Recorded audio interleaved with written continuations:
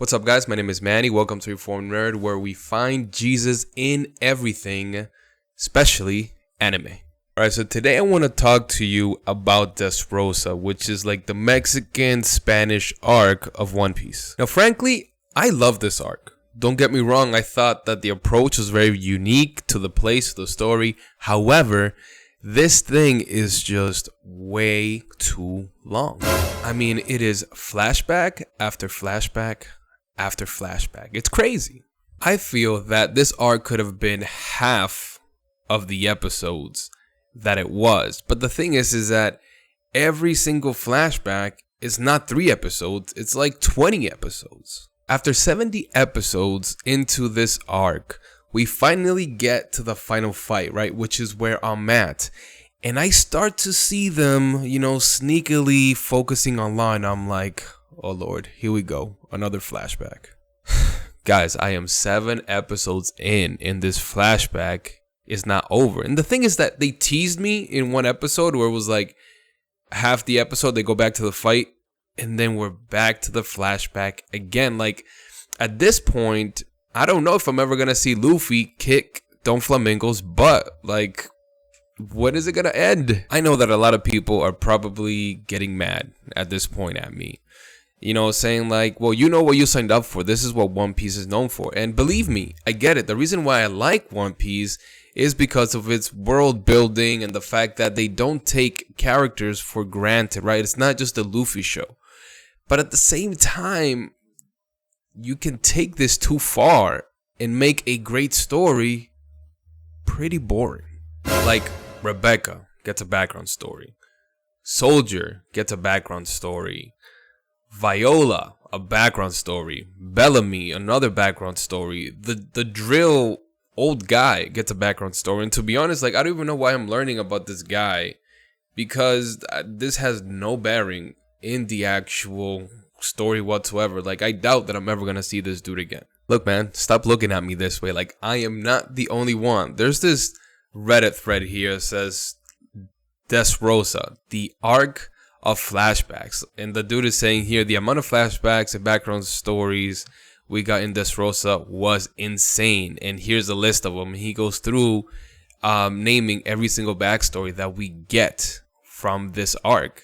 Literal sub arc of flashbacks every 10 to 15 episodes or so, 2 to 3 episodes long. It was annoying. I mean, it was more than 3 episodes, to be honest with you. Like, if you add them all up together, I'd argue that the flashbacks are the only good part of Dressrosa.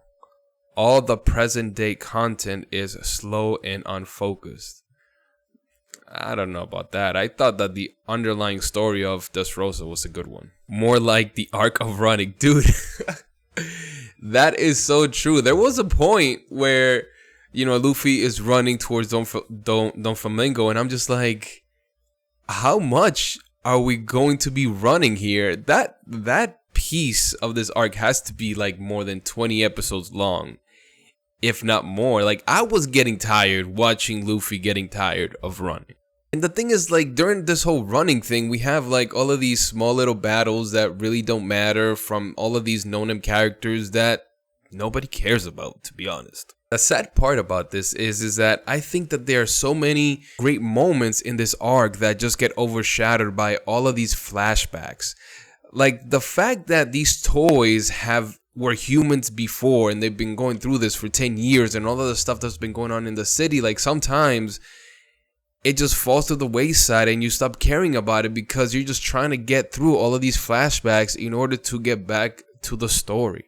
Even like Soldier himself and being a father and not being able to, really tell his daughter who he is, and her not remembering him, like, that was huge, I thought, but then it gets overshadowed by all of these other details that don't matter. Now, for those of you that like art, right, there's something as too much detail or too much color within the painting, where you have so many details, so much stuff going on within the art that you're doing that ultimately it just looks like a mess. Like, people don't have a place to focus. And with great art, what you will see is that you will have a focal point, right? You will have this one piece of the entire piece that your eyes are drawn to. And as you first see this focal point, right, you are called to look at the details, to see what's going on, to be amazed at what the artist has done. And then after you're able to appreciate the main focus of the canvas, then your eye starts wandering around the rest of the painting, and it allows you to enjoy the main course, if you will, of the art, and also all of these other segments that are built to complement. To be honest, as I was watching this arc, I was reminded of Leviticus. I mean, this, forgive me, God, but like Leviticus is one of those books in the Bible that just put you to sleep, right? Because it's filled with so many details that really don't apply to us today, even though that they were important back then. Like, I'll give you an example, right? This is from like Leviticus 11. It says, also, he took some of its blood and put it on the tip of Aaron's right ear, on the thumb of his right hand, and on the big toe of his right foot. Then he brought Aaron's son, and Moses put some of the blood on the tip of their right ear and the thumbs of the right hands and on the big toe on the right feet. And Moses sprinkled the blood all around the altar. Then he took the fat and the fat tail, all fat that was on the entrails, the fatty lobe attached to the liver, and then it just goes on and goes on. And there's a lot of details like these that you're reading this and you almost gloss over them because there is very little bearing on what's happening today. It's not that it's not important. I think that can help us understand how God dealt with Leviticus, but at the same time, you know what I mean? You know what I mean? But Leviticus is filled with so many details that a lot of the times, as you reading this, you gloss over them because it sometimes is just a lot to handle. In the same way, Dressrosa is similar in this way. There's so many flashbacks, so many stories going on that you just lose the focus of the main story that you're supposed to be paying attention to. So I don't know. Let me know what you guys think here. Like, am I wrong? Am I off base? Let me know in the comments. And as always, I just want to remind you that we must persevere. Peace.